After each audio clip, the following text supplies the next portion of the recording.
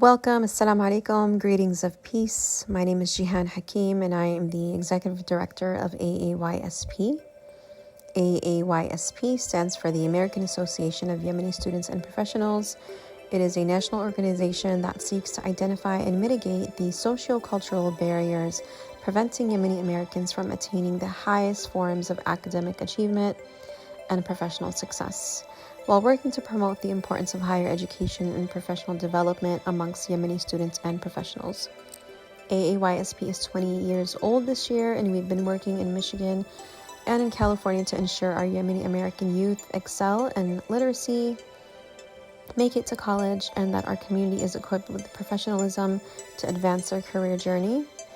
Today's virtual event is brought to you by popular demand because hundreds of our community members have been feeling dismissed and left out of their children's education. For those following the news, protests led by parents have erupted across the United States and Canada against school boards that wish to teach their children, or teach their school children rather, content about the acceptability of either the LGBTQ lifestyle or transgender ideology, gender identity. And Muslims have been heavily involved in these efforts and in collaboration with other folks of faith. And I think the ask has been to defend the rights of all Americans to practice their religion and express their faith, including in public schools. Today's conversation is tailored exclusively for Muslim American parents on how to navigate public schools. But of course, this space is also open to all parents and educators who are interested in hearing from fellow educators and community leaders on this topic. Today's panelists are Brenda Lebsack. Brenda has been a teacher for 30 years. She is currently teaching special education elementary in Orange County and is the founder of Interfaith Statewide Coalition, also known as Interfaith for Kids.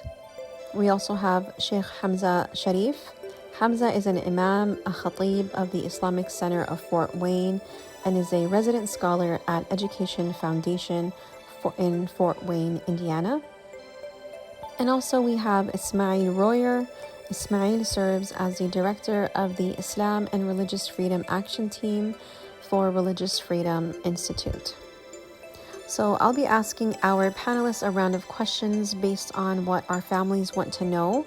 And if anyone in the audience would like to ask any of our speakers a question or have comments, we'll have room for that at the end. Please feel free to put them in the chat and we will do our best to get to them. So first we'll begin with Brenda. Brenda, Muslim parents have expressed tremendous concern due to the content and curriculum that their children as young as 5 are exposed to in public schools. So can you tell us what that looks like? And also, is it true that schools in California and other liberal states can change a child's gender, their name, and pronouns without parental knowledge or consent?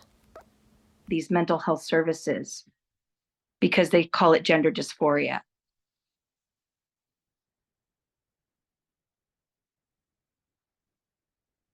Can you hear me, Jahan? Did you want me to play one of the videos?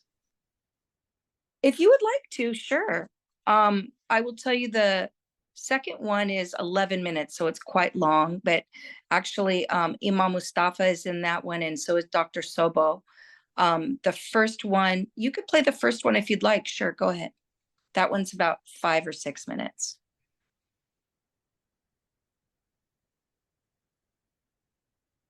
It's not my voice, but it's dubbed over. معلمة في المدارس الحكومية منذ 24 عاماً في ولايتي كاليفورنيا ونيفادا، وكنت عضواً في مجلس المدارس منذ 2016 وحتى 2020. بصفتي خبيرة في هذا الشأن، أجد نفسي مجبرة على تحذير الآباء من الأيديولوجيات الخطيرة التي يتم تقديمها لأطفالنا غير المحصنين. لطالما كنت مدافعة عن التعليم الحكومي، لكن لم أعد كذلك، فلم تعد الأجندة متعلقة بالتحول الجنسي، بل صارت تتعلق بإرباك الأطفال بشأن نوعهم. إن مستشفيات الأطفال وعيادات النوع وجمعية تنظيم الأسرة الأمريكية والتي تقدم مثل هذه الخدمات الطبية يعقدون شراكات مع المناطق التعليمية في كاليفورنيا كلها تحت ستار الصحة الجنسية والنفسية، كما يتم تمرير القوانين للتخلص من حقوقكم الأبوية. إليكم أمثلة على مناهج دراسية لما قبل الروضة وحتى الصف الثاني تقدم النوع على أنه أمر متعدد الخيارات مع الكثير من ضمائر الخطاب. في كتاب هم، هي، هو، وأنا، وأيا أكون توجد صور لإناث بنوعين ويشار إليهم بالضمير هم، وهنا توجد صورة لإناث بلا نوع ويشار إليهم بالضمير هؤلاء. وينص الكتاب على أنه يمكن التبديل بين ضمائر الخطاب من هو إلى هي أو من هي إلى هو، كما يعلم الأطفال أن النوع أمر مرن، ويقول إنه توجد الكثير من الأنواع وضمائر الخطاب تنتظر من يكتشفها ويستخدمها، وأن النوع أمر غير محدود حسب مشاعر الطفل. لقد صنعت حملة حقوق الإنسان الكثير من الدروس مثل هذه على مستوى الدولة للكثير من الصفوف الابتدائية. كتاب المرحلة الابتدائية هذا اسمه Who are you؟ موجود في قاعدة بيانات المكتبات الإلكترونية لدينا، يقول البعض إن هناك نوعين فقط، لكن في الحقيقة توجد الكثير من الأنواع. أنا بنت أو ولد أو كليهما أو لا شيء مما سبق، أو أنا نوع بذاتي. يوجد أكثر من مجرد نوعين، وتوجد بضعة كلمات يستخدمها الناس لوصف نوعهم: متحول، غير مصنف النوع، غير ثنائي، متنوع النوع، ثنائي النوع، نوع ثالث، روحين في جسد واحد. بل إنه توجد كلمات أكثر يستخدمها الناس لوصف تجربتهم، وهذا يسمى طيف النوع. تسمي إدارة التعليم هذا شمولية، وأنا أسميه إرباكاً وتضليلاً. ثمة الكثير من الكتب والدروس مثل ما ذكرت، والتي تربك الأطفال عمداً فيما يتعلق بنوعهم. لكن لما كل هذا؟ لأنه بمجرد أن يقول الطفل إنه غير متيقن من نوعه يتم تصنيفه على أنه من المجتمع الميم، حيث يشمل هذا المجتمع غير مصنف النوع وغير المتيقنين من نوعهم. وأزمة النوع تلك بدورها تؤهل الطلاب ليجروا استشارات لدى الخبراء بعلم الآباء أو بدون علمهم، وهؤلاء المستشارون أو العاملون في مجال الصحة النفسية أو مستشارو دعم مجتمع الميم مدربون على تأكيد الهوية التي يختارها الطفل مهما كانت، وبغض النظر عن عمر الطفل. وإذا كان الطفل أكبر سناً في المرحلة الابتدائية قلقاً من مرحلة البلوغ، فيتم نصحه بتعاطي مثبطات البلوغ التي يمكنها إمهاله المزيد من الوقت لأخذ قرار بشأن نوعه الحقيقي وفق الأبحاث المذكورة في كتاب. So I think we can email or put in the chat the rest of the video. Yes.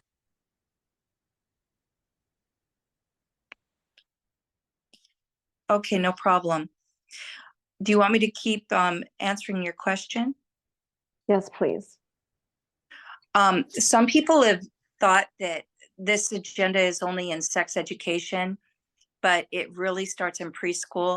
It's like a tsunami. It's coming in every crack and that you can think of. The books are coming into our school libraries, teaching all these genders, teaching all these different sexualities, starting in preschool. The Scholastic Book Fair is filled with books on these subjects: social emotional learning, history, because of Senate Bill 48 called the FAIR Act, says that, you know, we have to talk about the contributions of the LGBTQ, but in that they normalize all of these various genders. They're giving kids surveys through social emotional learning, and there's, you know, a lot of surveys where they're asking kids very personal questions about how they identify. And it's a way to kind of child find and also to create doubt in a child's mind early on, thinking, well, maybe what should I be? What choice do I have? It comes in through anti-bullying assemblies, through diversity and inclusion, even through Black History Month. We're in Black History Month right now. I mean, I'm sorry, it was in February. And it comes in through Black Lives Matter.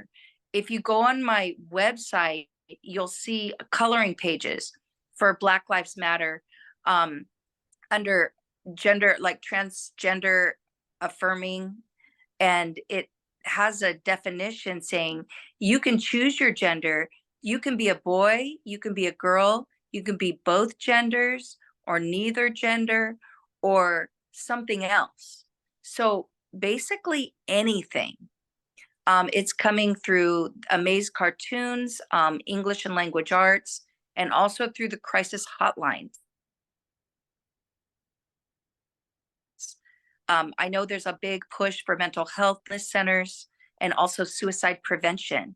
So our 988 National Suicide Prevention Hotlines, because I saw these books coming in that confused kids, I saw these phone numbers in our student bathrooms starting in kindergarten, and I checked it out and I called the suicide hotline. I texted, pretending to be a child, and I said, I'm confused about my gender and scared about puberty. What should I do? And they literally surveyed me, giving me 11 genders to choose from. And you can find all of these screenshots on my website under articles. And on my website, interfaithforkids.com with the number 4, you can read everything in Arabic because there is a Google Translate on the top of my website. So everything can get translated into your language. I don't want to overwhelm with too much here, but Jahan, should I go on to say some action plans? Maybe we can save that till the end. Okay. Sounds good. Okay. So thank you so much for that, Brenda. I think there's a lot of information, and I think your website has a lot for folks to listen to in different languages. So I think we're moving along to Brother Ismail. I think that we know that immigrant families and families whose second language is English, or those who don't even speak English, are some of the most vulnerable families when it comes to supporting their children's academic journey. Like basic literacy and arithmetics continue to be themes that too many K through 12 students are struggling to grasp. So, but here we are. You work with a lot of families who are really vocal against what many have called the indoctrination of their children on school grounds. So, how are you seeing this play out in states that you are most active in, and what do parents, what can they do to push back against this? Any examples of this? Please share. Yeah, thank you. And this is,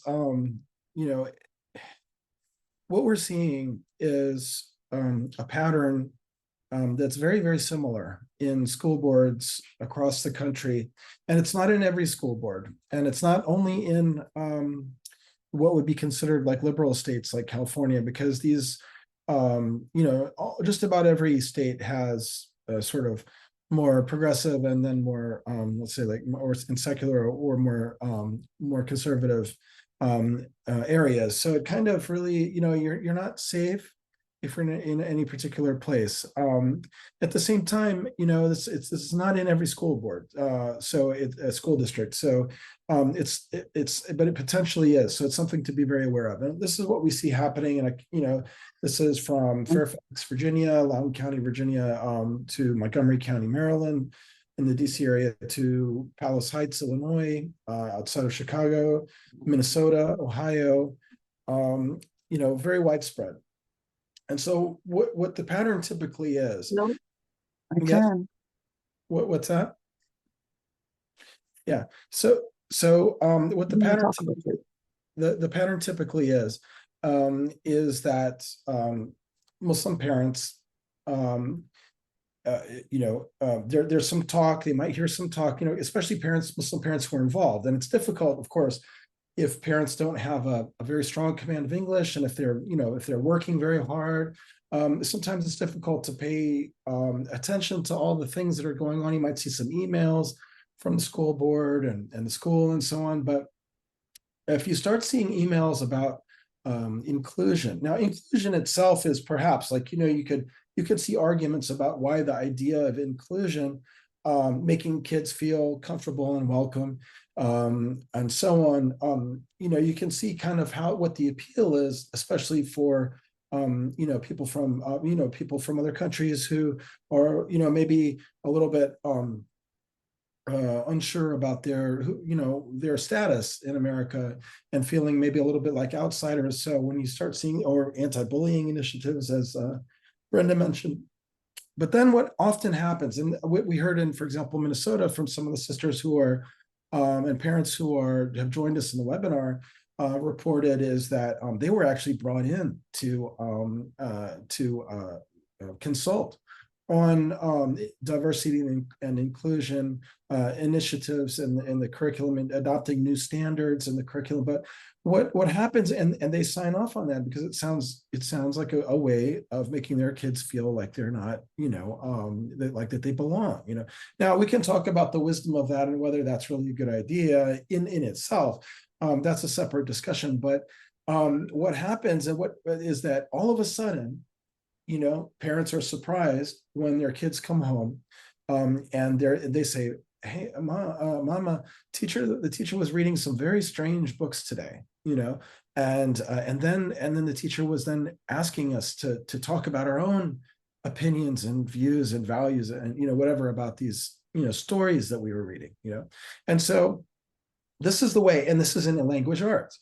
So just to set the stage here is that in health class almost universally across the United States in public schools, health class is the way that, or is the class in which discussion or instruction about gender identity and sexual orientation is typically covered.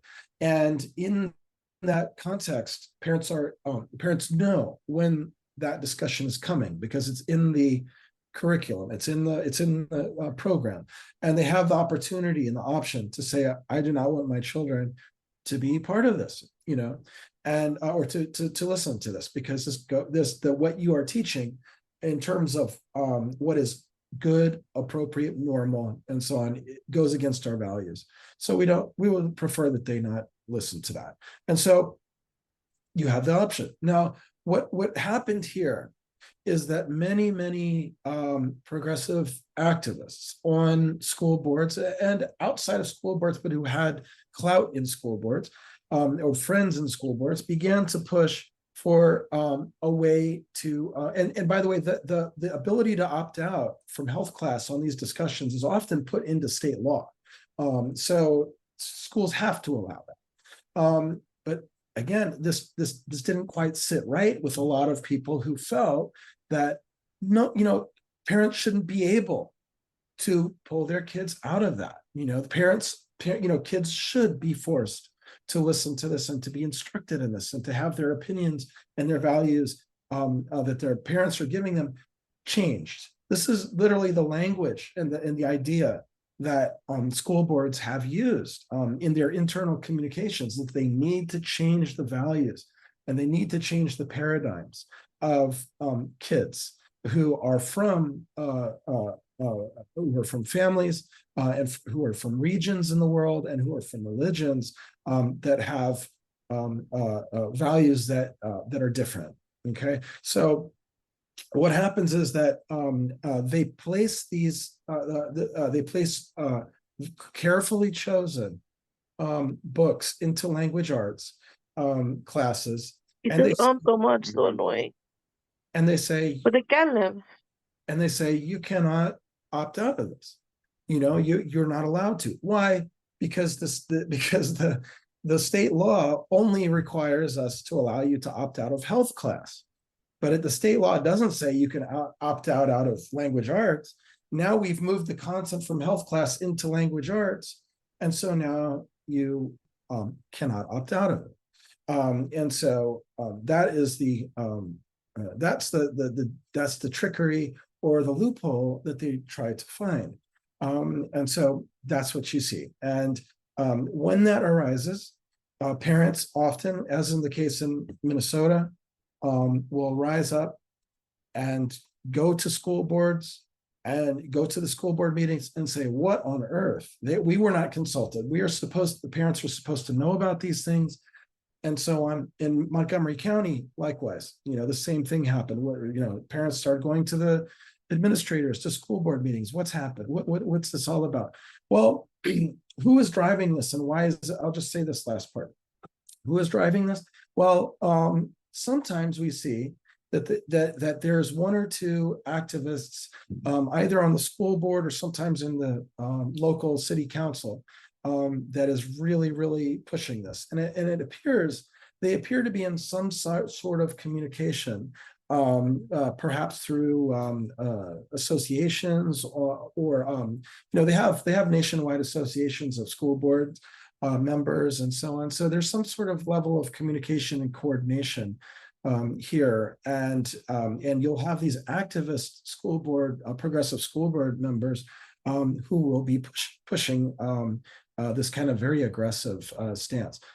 Another case, another thing that can happen that we've seen is that actually insurance companies will advise school boards that they have to have this kind of content and not allow opt-out. Why? Because they say that if something happens, a transgender or whatever LGBTQ student commits suicide or is hurt in some kind of thing and it's blamed on hate crimes or whatever, they're going to say that that's because you didn't do some kind of DEI training and they're going to sue you and you're going to be liable. So if you want us to continue giving you coverage, then you're going to have to include these policies. So that's another thing that can happen. And what happens when the parents rise up, and what happens when they, and we can talk about, you have different options, like, in terms of escalating and meeting this, like meeting with officials, which rarely works because they usually just blow you off, but you don't be discouraged by that. Going to meet school board meetings and testifying to legal action, finding attorneys, nonprofit organizations that can help, as happened in Minnesota, where we connected the parents with First Liberty Institute and True North, or in Montgomery County with the Beckett Institute. And then there are rallies. You can, have protests and rallies and so on outside. And in a couple of cases, we've seen the school boards back down, as in St. Louis Park, right, as of now. And then in other places, we've seen school boards dig in their heels and take it all the way to the Supreme Court, where it is now in, for example, Montgomery County, Maryland. So, and then I could talk about also maybe there's like a measure of prevention. The measure of prevention is just know what is happening in your child's school.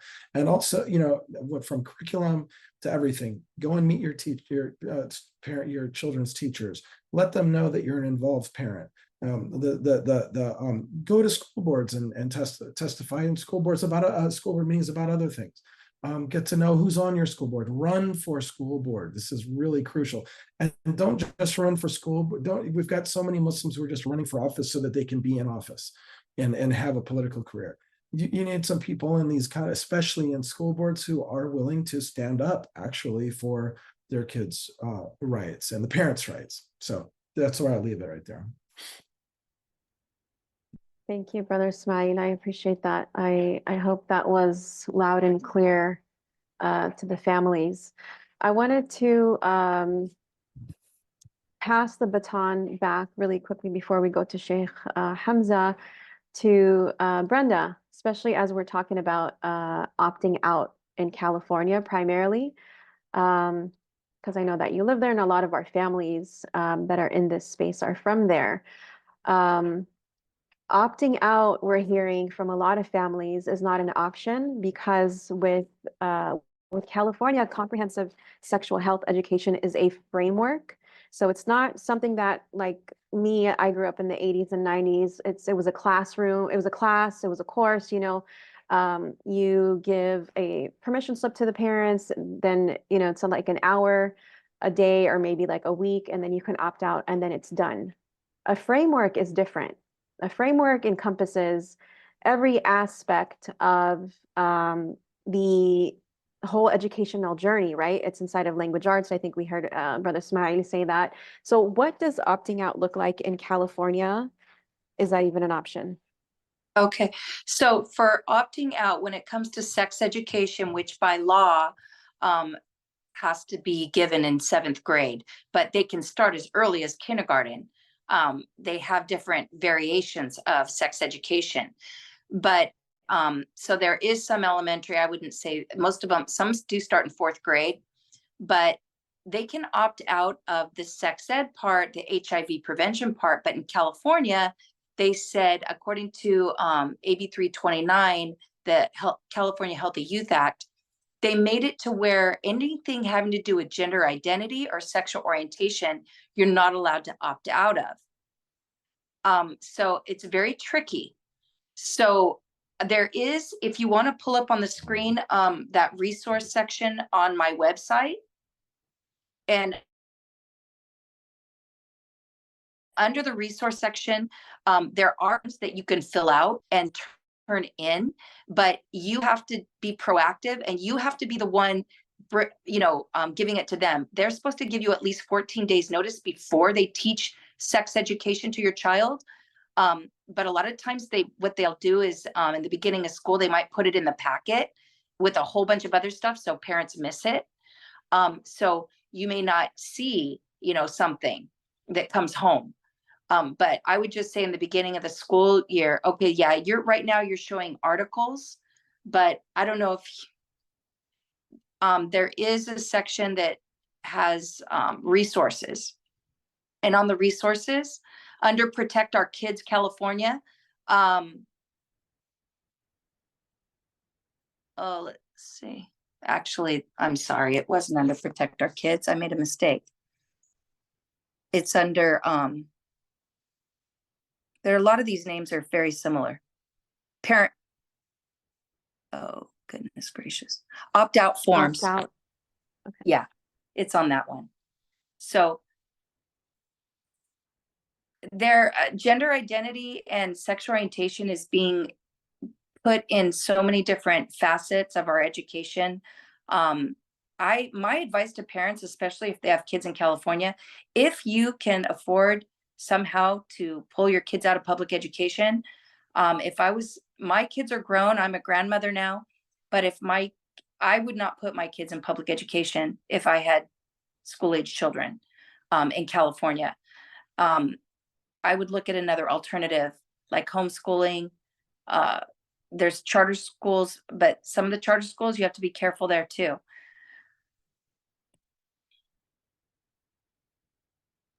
Does that answer the question? Yeah, I mean, and I would just to add to that, I would say that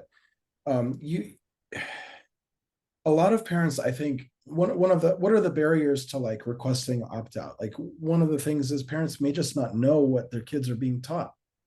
They just may not realize that, what is in this, instruction, I mean, and first of all, now we're just talking about sex ed class where there's like, a state law, usual states, if not all, that, that the parents can opt their children out. That's one thing, this is the health class, but it's different when they've now imported it into, so you've already got a barrier. It's just like knowing, first of all, that the material is being taught. Second of all, knowing how to do it. As you mentioned, the forms might be buried. Parents might not realize that they can, pull their kids out. And another thing is then the, when it's put into language arts, and they may actually explicitly say, parents again might not know that it's in there. And then when parents do know that it's in there, the school may not permit it. And then parents may feel, especially immigrant families, may feel that it's not really their place to make a lot of noise, especially when you see that the response of school boards is typically to make them feel guilty. I mean, it's emotional manipulation. It's saying, oh, that's not respecting inclusion and, and so on. Don't you like, wouldn't you like it? Or how would you like it if, kids said, oh, I'm not allowed to stay in the class when they talk about Islam in the history books or something like that, which, by the way, this is not the same thing. This is not the same thing at all. And we can talk about why that is. But the thing about it is that their responses to parents is, if they respond at all, usually they just blow them off, but if they respond at all, it's often in a way that is very demeaning and demoralizing. And so there are so many different barriers, but they can be overcome with knowledge, a little bit of knowledge, a little bit of courage, and prevention. And the most important thing I would say that Brenda is right, it's really very dangerous to have your kids in public schools at all, but we're just dealing with the reality that parents, many parents don't have the resources to homeschool their kids, to send their kids to private religious schools, Islamic schools to send their kids to. Charter schools can be an option, but as Brenda said, that they're sometimes very fishy, but there are actually good charter. I mean, I'm a Muslim. I would send my kids to Catholic school before I sent them to public school, because when you send your kids to Catholic school, at least you can say, listen, these, yeah, we agree with Christians on many things, and there's many things we disagree with. So just pay attention to, and you can opt your kids out of religion class, and so on and so on. You know what I mean? That might sound strange to a lot of people, but in reality, there is no neutrality. Public school officials want you to think, and they make the argument that, well, a public school is a neutral place. It's not like a Catholic school or something where you're going to go in there and it's like religion is being taught as what is true and what is normative. In a public school, we don't teach that anything is true. Everyone can have their own religious beliefs, and we don't. That's absolutely false, because in countless ways, there is a norm in public school education that is assumed, a set of assumptions that is absolutely opposed to the values and beliefs that you were trying to raise your children on. Now, that might be an acceptable risk if you go into, for example, science class and they're teaching evolution. You say, well, I believe that God created Adam and Eve, but you can tell your kids that's not, we don't believe that, and just go there and listen and say, okay, and that's one thing. But that's not saying that your entire moral framework is wrong. Do you know how many Muslim kids I have heard saying, if Islam says that it is wrong for two people of the same sex to have a loving marriage, then I cannot be a Muslim.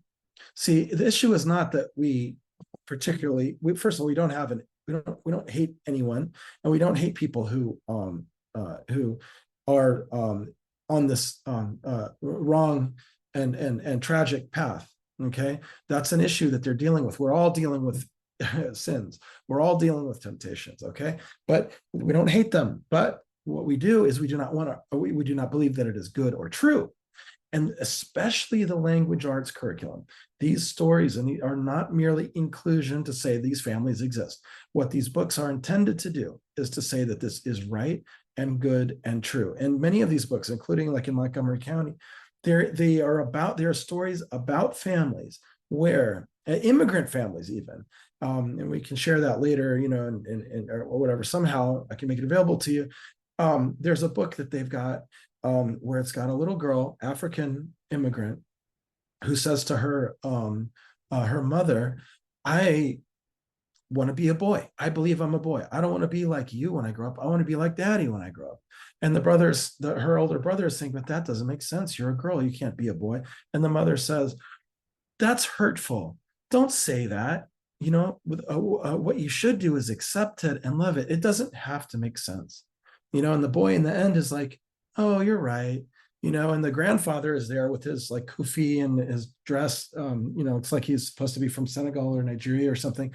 And he says, "Ah, yes, this is in the old country. This is fine too." Something like that. I mean, this is obviously intended to make a child believe that it is true that you can change from a girl to a boy, and we don't believe that. So you can't escape. It's very difficult to escape. It's pervasive, and people think, "Oh, this is not a big deal. This is not something I have to worry about." Well, if that's what you think, it actually, in fact, might not be happening in your public school district, but it might be, and you're just not aware of it. Thank you. Thank you for adding on to what Brenda mentioned. I wanted to move on to Sheikh Hamza, but really briefly, I wanted to mention something, and so that we're clear, Someone in the chat said I was able to opt out my child out of 5th grade sex ed class for 1 week and then again in 5th and 7th grade. So to be clear, in California, I can only mainly speak for California. That's my hometown, the Bay Area. So like there are sex ed classes that are from 6th grade all the way to high school, right? 1 week here, 2 weeks there, whatever. That is very different from comprehensive sexual health education, which is all encompassing, which is in reading sessions, which is in restorative justice circles, which is in language arts, which is in like all. I kind of I like to share that this is all encompassing as much as English. It's as prevalent as English, the language, you know. It's in every class, and oftentimes it happens even after school, you know. So you can probably opt them out of that sex ed class. You cannot opt them out of language arts. You can't opt them out of advisory, for example, you know. So and there are things that are outside of the curriculum that are happening. They're not necessarily in the calendar or in the lesson plan. There are visuals that are hung all around, for example, or in bulletin boards or in the walls of the hallway. So Pride Month activities. exactly. There is also a Rainbow Club for elementary school children. So it's really a lot, and it's hard to escape. So Sheikh Hamza, you know, I think we've said a lot, and probably terrified families. And the goal is not to terrify families, but you know, what should Muslim parents do to protect and equip their kids for this environment, or like what should they do overall? السلام عليكم ورحمة الله وبركاته. الحمد لله والصلاة والسلام على رسول الله وعلى آله وصحبه ومن والاه ومن سار على نهجه واقتفى أثره إلى يوم الدين. ما شاء الله, beautiful conversation. I was learning a lot. جزاكم الله خيرا. This is a big question, and I think there are a lot of aspects that we should think of when we talk about what can Muslim parents do. Because there is a responsibility on collective responsibility on the community level, and then there is responsibility upon the parents. From a religious perspective, we must understand that we are responsible about the religion of our kids, raising them up. And Rasulullah sallallahu alaihi wasallam said, "Kullukum ra'in wa kullu mas'ulun an ra'iyati." Everyone of you is responsible, and they will be questioned about their responsibility before God. And subhanallah, yani, among the biggest things that we will be questioned about, and the biggest priorities should be the religion of the kids. We know that one of the biggest motives for Muslim families to be in the West is the education of their kids. And Muslims, mashallah, yani, alhamdulillah, yani, we're seeing a lot of professionals, a lot of community members who are in higher education and have higher degrees and all of that. But subhanallah, we have to remember that religion takes precedence in the life of the Muslim. And looking at the Western societies, we can actually, take the lesson from their lives, that when they abandon the religion, the concept of family fades away as well. Subhanallah, we know that family is under attack. The family concept is under attack. The principles and the morals of the religions in general and of the Muslim families are also under attack. And subhanallah, yani, I would say there's a collective responsibility on the community in general. First thing is that the community should work together to come up with solutions for the issues that these families are facing. And again, families are members of the community, so they should also be active members in the community. A lot of families, they're just sitting there and waiting for people to do something, and they're not really active with the rest of the community. Subhanallah, a lot of masajid, a lot of organizations, they offer a lot of services. Like subhanallah, this panel right now, yani, this is one of the activities that actually brings awareness in the Muslim community. But we don't see a lot of people, excited and participating. And awareness is the first step in this journey. But subhanallah, again, the collective responsibility on the community is to come up with solutions, bring in awareness in the community, and also bring in alternatives for the Muslim families. A lot of Muslim families are complaining about the public education system, and subhanallah, we live in Indiana. We have the choice, the choice for schooling, where private schools can be funded by the state. And subhanallah, a lot of families, once we opened a school here, a lot of families actually moved in here just for that purpose. That's how anxious the Muslim families are about the state of the public education system and what their children are being taught there. But subhanallah, it's not one thing that we can consider a threat to the Muslim children's moral life or spirituality. There are many aspects. For the child to be in an environment where they're not being, where their religion is not being respected, that in itself is enough for them to have their religion under threat or their faith under threat.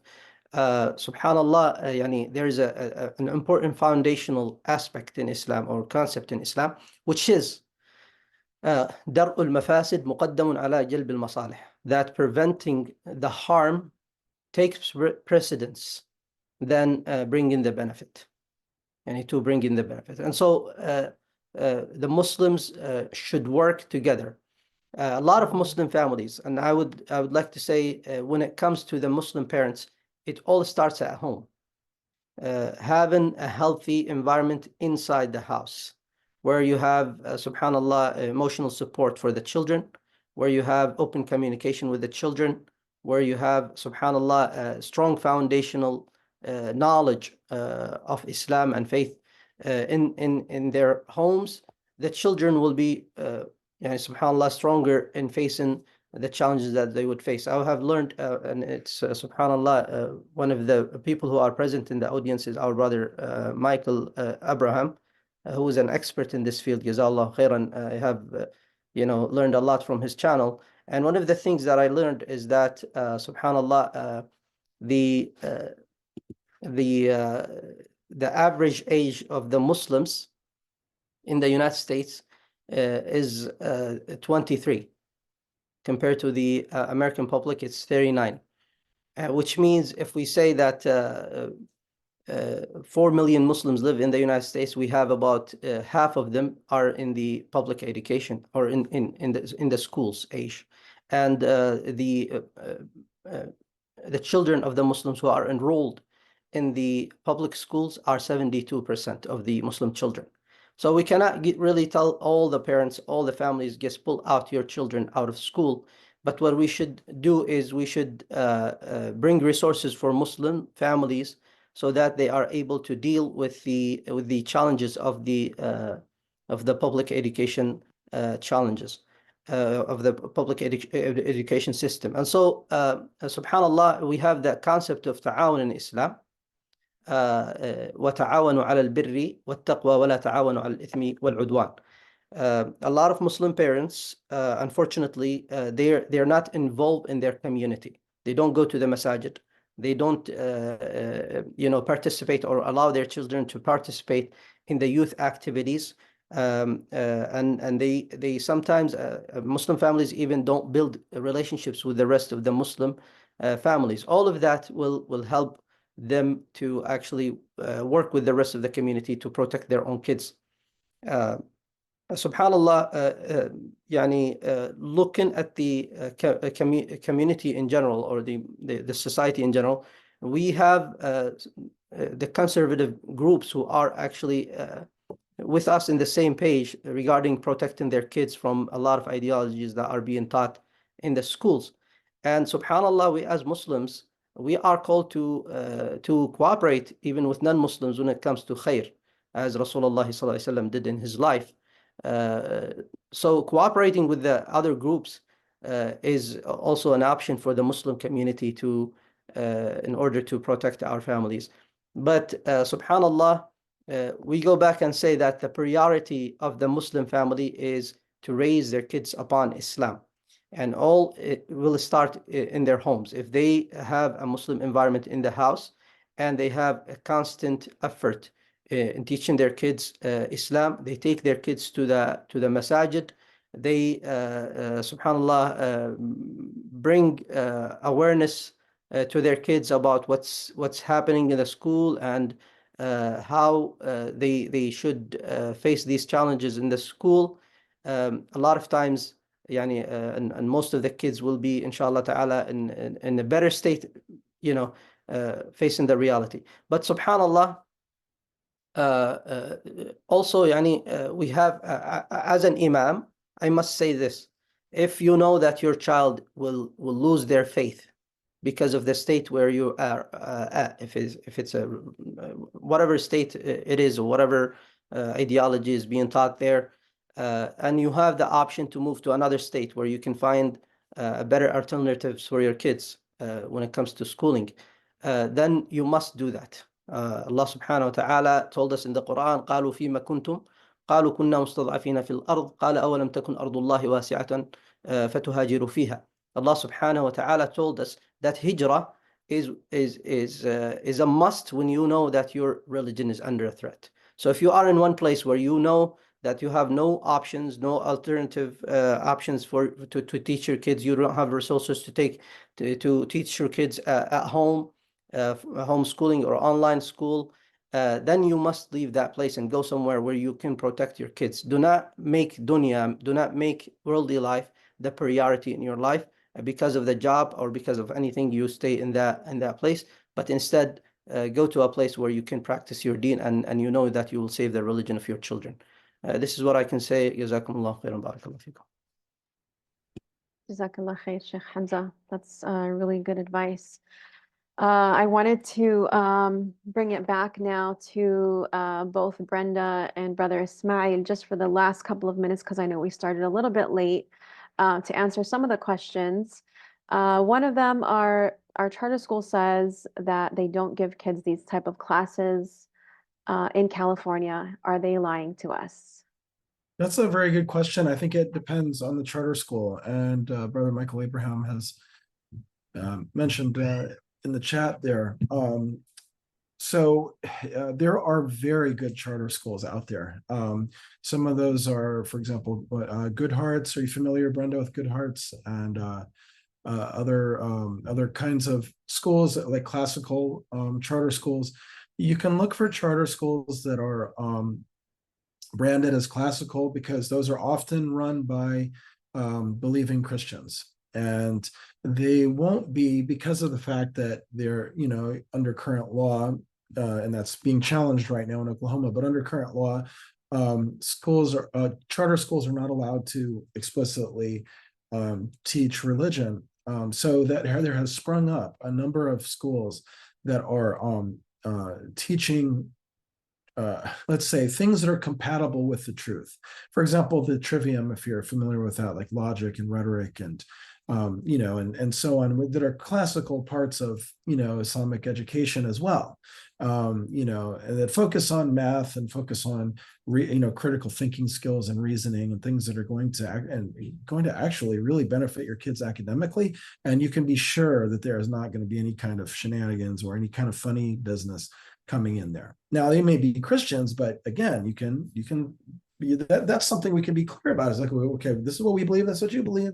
There's no funny business there. So I would say that it depends on what that charter school is, and I would look into doing some research as to whether there are any classical charter schools near you. The brother, real quickly, the Sheikh Hamza mentioned about Indiana allowing public funding to go to Islamic schools there. And this is the case after a Supreme Court case called Carson versus Macon not too long ago. There is some movement towards the law allowing, and when we say state funding, what we mean is actually your money, because you're the taxpayer. So the taxpayer, when you pay taxes, that money goes to fund the public school. Okay, so that's your money. And this is the theory behind like education savings accounts and so on, which is another really important option for available in some places. And this is another thing you can do as a parent is to support laws that might allow you to have like a voucher and to take that money and go to an Islamic school or go to a private school that you're not going to have to worry about. Yeah. Thank you. Yeah, on that with the classical academies, because there are some great charter schools, especially the classical ones. I actually helped vote one in Orange County, and it's doing well. I'll post some links to a couple that I know about that are chains. And I don't know if Michael wants me to say it, but we're working on something in Minnesota. So well, he's the motivating force there, but we're working on that. So yeah. Ismail, I want to just add for parents about charter schools. They're government funded, but they're run by private citizens. Right. So you'll often find in districts, especially large districts, a lot of parents that have the impression like a principal has a lot of control in the building. That's usually not the case. Like a principal is usually just facilitating whatever the district programming is in the building, and the district's facilitating whatever the state programming is in the building. Charter schools are generally given more control over that. The other thing you pretty much don't have in charter schools too is teachers who are part of the union. And you guys did mention the teachers union, but a lot of this stuff too is instigated by the union. In the summer, I mean, you can just look at the people who run the unions to understand that. In the summer of 2022, after Roe v. Wade was overturned, and you had the Don't Say Gay law that they call it, as they call it in Florida, both the Educators Association of America and the American Federation of Teachers, of which pretty much all teachers unions are branched under, in their conferences in the summer 2022, they passed resolutions to be activists for these gender identity LGBT causes, using all, like they put in the language of their resolutions, to use all resources they had available to them, including like being explicit about getting kids involved in activism and teachers being activists themselves, this type of stuff. So charter school teachers are generally never a part of those unions. So the building leadership usually has a lot more control over the people in the building, and they have a lot less bureaucracy above them because they usually just have the board of the charter school itself, which a lot of times there are people they're close to because they usually started the school together, this type of thing. So in general, like charter schools, part of the appeal they try to make a lot of times is giving more control to parents and being more responsive in that way, because they have more ability to be in a lot of different ways. And the last thing I'll say about that, just to add to that, is that in many states, there are generally two types of charter school law. They come into two categories. One is what's called strong charter school laws and weak charter school laws. So strong charter school laws are state laws that give maximum autonomy to charter schools, and then weak charter schools weak charter school states are states that have much less autonomy for schools. And the reason that they fall into these two neat categories is because they're following model legislation. So there's model legislation that states on both sides kind of copied, and maybe there's a few that are kind of between. So in those states that have strong charter school laws, like Minnesota, for example, and in fact, Minnesota is the first state in the union to have charter schools, and they have a strong charter school. And so all the other states that have strong charter school laws copied Minnesota. So what it says is that for basically almost every conceivable requirement for public schools, charter schools, it does not apply to charter schools. The only thing that applies to charter schools is something like laws against corporal punishment, like hitting kids, and that they have, and testing, standards. They have to be able to pass certain tests, and also that they follow state human rights law or anti-discrimination law, and so on. And then also some requirements about not restricting admissions except for based on geography. So explicitly allows curriculum to be quite flexible. I mean, there's still standards that you have to follow, but it's generally far more flexible. And so they have a lot more room to not include some of the very problematic elements of what you might find in a regular charter school. I mean, a regular public school. Thank you. Thank you so much. And we have one last question and then we will call it a night. When it comes to online school, so I'm hearing from parents that I have too many kids, we can't afford Islamic school. Where we live, there isn't any scholarships or any vouchers. I think a lot of people are going to want to move to Indiana, Sheikh Hamza, but like, what about online schooling? Is there a difference? Are they exposed to these things? Let's say if it's in California or some of these progressive liberal states. Yes, they are. They absolutely are. And it depends if the online school is a charter or if it's just coming out of the public education. It depends on what the online is, but they have to follow all the same laws. So a lot of these things that we're getting into our public schools now are coming from online, because they're almost like canned instruction coming straight from the state, which actually causes the teacher to become more of a facilitator rather than the direct instructor. And the state wants to do that because that way they can just put in exactly the content that they want to indoctrinate kids with and take the teacher out of the equation. You just put the headphones on and put a kid in front of a laptop, you know? So I would just say, don't think, you still have to vet the instruction and look at it, because all of our sex ed came through online. Yeah. In the beginning. There are some, like, for example, you have Legacy, you have Michael, that's an Islamic online school. Michael, you might know of some as well. I think one way that it first of all, and then you have St. Isidore now in Oklahoma, which is a Catholic charter school, the first charter school in the world. I mean, in America, that is, that is explicitly Catholic, of course, being sued, and then that's online. So, there are, it's possible, but, the problem with online learning, it seems not to work very well, So I think that, one good model that I've seen, I know some communities are doing is they'll have an online blended, like, kind of hybrid thing, or they have like an online, and it'll be in the masjid, in the mosque, and they'll have that, and then the kids will go off and do other things, so that can reduce expenses for a masjid, so they don't have to hire people to be there and so on. So yeah, there's different options, but ideally, I mean, online is not really ideal, I would say. Thank you. Jahan, can I just mention really quick about the California residents and the initiative that's going on? Sure. I was going to say last remarks before we close, so please. Okay, thank you. Right now, a very important ballot initiative is happening, where we're trying to gather signatures. And on my website, if you click ballot, you can download the signature page, and you can it has to be wet signatures. Follow the instructions. There's a little video that goes with it, and we're mailing these in, and we're trying to gather thousands of signatures in order to get on the November 2024 ballot, to say that, number one, schools cannot lie to parents about gender identity. Number two, to protect girls' sports and their spaces, such as the locker rooms.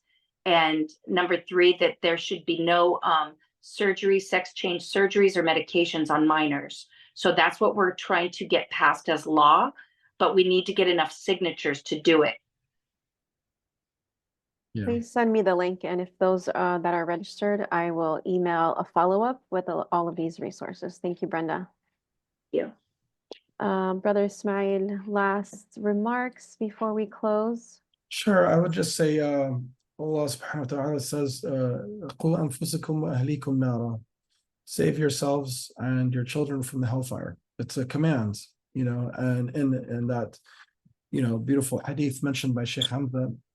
I just very quick, my son was targeted by a teacher in his public school. He was coming to me with these questions like, hey, do we really have to believe in God? Is that something we really have to do in order to be a good person? I mean, all kinds of things about, questioning, sexuality and questioning all kinds of things, And I was like, where is all this coming from, And I come to find it's coming from his theater teacher who had befriended him and was telling him that your parents are these fundamentalists, backwards, people, I'm your real friends, and had really kind of developed a very close relationship with them. And then when we demanded a meeting with the principal and the counselor and the teacher to object as why is this teacher even why having conversations with our son like this? She, in the middle of the meeting, burst into tears and ran out of the room. It's just emotional manipulation. It's very, very concerning, and look, that sort of thing. I mean, we've heard there are nightmares that happen in religious schools. We know that things happen, but I'm just saying that you really just have to be very, very vigilant. And if you can get your kids out of public schools, I would advise doing it if you can do it. Someone asked the question in the chat, well, aren't these Islamic schools really charging too much money? My wife runs an Islamic school here in Pennsylvania where we live. I can tell you that she is sacrificing, so much. I'm sacrificing so much and having to fill in for her, and the school is barely afloat. And if anyone has been involved in how Islamic schools are run, that they're not paying teachers what they need to be paid in order to retain them and hire quality ones. I'm not saying anything about that they're not good quality, but you understand what I'm saying. Why would you work at so at a low-paying Islamic school when you could make a lot more somewhere else? So I think we make a lot of choices in how we spend our money. Whether the house we buy or the cars do we really need a second or third car? Do we really need to take vacations every year and so on? When it's your child's, this is your child's life and your child's akhirah, so invest in that. Thank you. Jazakallah khair, Brother Ismail. Sheikh Hamza, any last advice, final remarks for our families? Well, Jazakumullah khairan, all of you. May Allah reward all of you for your hard work. And can you hear me?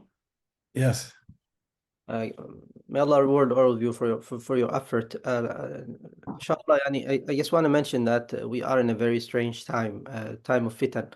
Prophet sallallahu alaihi wasallam said, "Bada al-Islam ghariban wa sayaudu ghariban kama bada." That Islam started as strange and it will go back and become strange again, the way it has started. And he mentioned that people will hold on to their religion the same way they would hold to a burning coal. And so, subhanallah, we are in a time of mujahada where we have to put a lot of effort in order to save the religion of ourselves and our children.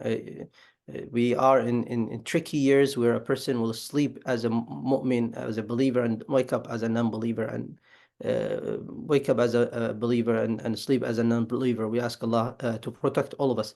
But when Rasulullah ﷺ was asked about the time of fitan, he said, stick with the group. عليك بالجماعة. Stick with the group, stick with your community. Be an active member in your community. Go to the masjid. If you know that your community is working on building something, do not just look at the fault of that thing. Try to be supportive. Try to be, if you're seeing that there is shortcoming, how can you fill in? And how can you, fill up the gaps? And so you as a Muslim, it's an obligation to be. We are the ummah of Jama'ah. We pray together, we fast together, we take care of each other with zakah in every aspect of our lives. Look at the Quran, at the Sunnah of Rasulullah sallallahu alaihi wasallam. You will find that Rasulullah sallallahu alaihi wasallam is addressing every issue from a community level, and same thing with the Quran. Family and community. Family as the root of the community, or the first block of the community. And so, subhanallah, we must be as Rasulullah sallallahu alaihi wasallam said, "Al-mu'min lil-mu'min kal-banan aw kal-bunyan yashuddu ba'duhu ba'da." That we should work together just like building bricks or a structure that is holding each part. Each part is holding the other part. And so let's move forward together. When you see your community are working to do something, even if you have any kind of criticism, if you have any kind of subhanallah, you didn't like some aspect of that work, still you can go and فاتقوا الله ما استطعتم. enjoin what's good and forbid what's bad. امروا بالمعروف وانهوا عن المنكر. And you as a family, same thing. فاتقوا الله ما استطعتم. Do as best as you can to protect your kids. And then you have a way to answer Allah subhanahu wa ta'ala when you meet him in the day of judgment. There is a lot to say. Wallahi, we have so many challenges, and sometimes families, subhanallah, they don't have choices. But still, if we have the intention to do our best, Allah subhanahu wa ta'ala will send down His support. The last advice I will say, brothers, do not underestimate what Allah subhanahu wa ta'ala told us in the Quran when He said, وَاسْتَعِينُوا بِالصَّبْرِ وَالصَّلَاةِ إِنَّ اللَّهَ مَعَ الصَّابِرِينَ. وفي الآية الأخرى واستعينوا يا أيها الذين آمنوا استعينوا بالصبر والصلاة إن الله مع الصابرين. وفي الآية الأخرى واستعينوا بالصبر والصلاة وإنها لكبيرة إلا على الخاشعين. Perseverance, and continue in your journey and with patience and with steadfastness, and also pray, go to the masjid, pray at home, and pray together. Allah subhanahu wa ta'ala, when He commanded Rasulullah sallallahu alaihi wasallam to maintain and establish the prayers, He said to him, وَأْمُرْ أَهْلَكَ بِالصَّلَاةِ وَاسْطَبِرْ عَلَيْهَا. Command your family to pray and be patient in it. And Allah subhanahu wa ta'ala will send down His support for our families. The dua of Ibrahim alayhi salam, رَبِّ اجْعَلْنِي مُقِيمَ الصَّلَاةِ وَمِنْ ذُرِّيَّتِي. Make me among those who establish the prayers, and my family and my offspring after me. And so, brothers and sisters, it's all every aspect will support the other if we put the effort, inshallah ta'ala.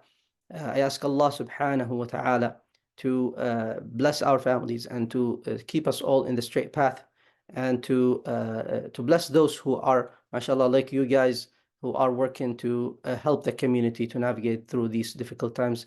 Jazakumullahu khairan wa barakallahu fikum. وإياكم شيخ فيكم. Thank you so much, everyone. Jazakumullah khair. May Allah reward you. And thank you to those who participated today. We hope that we were able to answer as many questions as possible. I know that we can talk for hours, but I will be following up with an email with resources, and then also follow AAYSP, AAYSP.org. Support us, become a member. And if you have any follow-up topics that you'd like for us to discuss, please contact us. Thank you all so much. Have a good evening. Bye, everyone. Thank you, sister. Jazakumullah khair. Assalamu alaikum.